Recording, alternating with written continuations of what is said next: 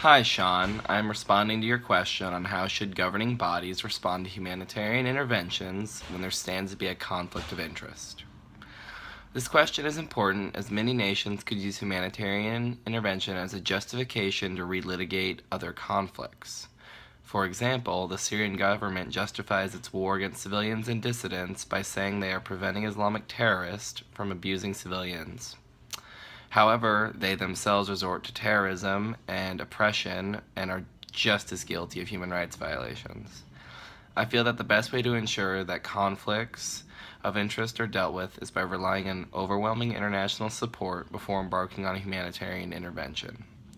This helps ensure that the justification for intervention is valid. The best method of securing such agreement would be international organizations like the United Nations.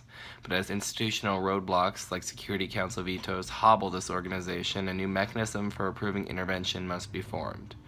A new council of all the nations of the world should be formed without any nation having a strong veto, and if a resolution for intervention is supported by a majority of nations, it should be allowed to conduct this intervention. This allays some of the concerns of the conflict of interest while allowing for a moral justification for intervention abroad.